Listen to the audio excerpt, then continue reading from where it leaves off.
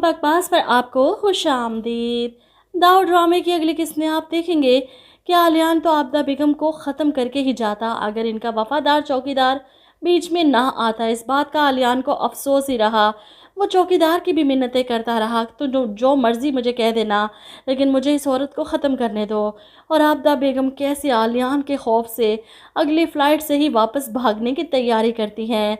इधर आलियान साहिल समुंदर पर पहुंच जाता है। अपने दुख को, अपने दर्द को वो किससे शेयर करे, इसे कुछ समझ नहीं आ रही। अलमास बेगम, जो तुमने किया है ना मेरी बहन के साथ, तुम्हें कभी माफ़ नहीं करूँगा। वक्त आ गया है तुम्हें बताना अब ज़रूरी है कि अलमास बेगम, मैं तुम्हारी बेटी से मैंने शादी सिर्फ इसलिए की थी कि अपनी बहन की अजियतों का बदला ले सकूं। इधर अलमास बेगम मुझे इतनी बेवकूफ़ नहीं लग रही थी कि वो इतनी आसानी से आलियान के जाल में आ गई। आलियान जो अपने दोस्त नासिर को जानबूझकर अलमास बेगम के सामने लाता है ताकि इनको बेनकाब कर सके, और अलमास बेगम नासिर के बारे में पता करवाने के बाद इसे अपने दामाद की शक्ल में देखना चाहती हैं।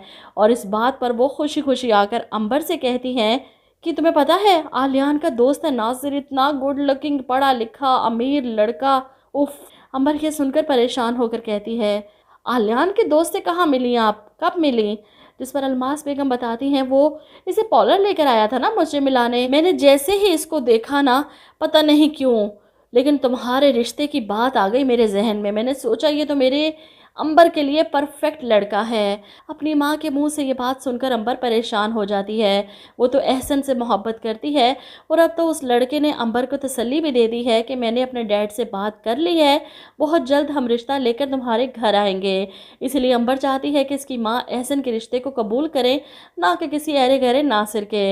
इधर आप देखेंगे कि अलमास बेगम अपनी बहू का भी पता साफ करने की तैयारियों में है। इसकी सारी रिपोर्ट्स की फाइल लेकर वो पता नहीं अपनी किसी डॉक्टर दोस्त के पास जाकर दिखा कर आई होंगी कि पता तो करूं कि वाकई ये माँ बन भी सकती है या नहीं। और जब रिपोर्ट्स लाकर वापस नेहा को पकड़ाती है तो नेहा हैरान होती है, अम्मी ये आपके पास कहाँ से आई? मैं इसे ढूंढ रही थी।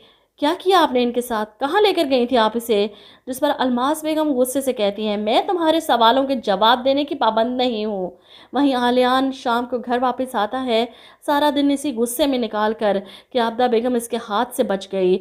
और यहाँ पर सुंबुल, जिसके हाथ से फ्रेम टूट चुका था, वो एक नया फ्रेम मंगवा लेती है बिल्कुल उसी तरह का आलियान को देने के लिए, जिसे देखकर आलियान कहता है, अगर ये फ्रेम सोने का भी बना होता ना तो इसकी वो अहमियत ना होती जो निशा ने दिया था। लेकिन मैं कभी सोचता हूँ कि जज्बात, एहसास, मोहब्बत जैसे लफ्ज़ों का वैसे ही तुम्हारे साथ कोई ताल्लुक़ है नहीं, क्योंकि विरासत में तुम्हें सिर्फ़ और सिर्फ बेहिसी मिली है।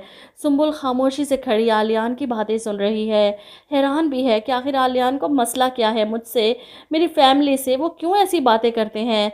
आलियान को भी चाहिए कि सुंबुल की ये परेशानी दूर कर दे, इसे बता दे कि इसकी माँ ने क्या किया था।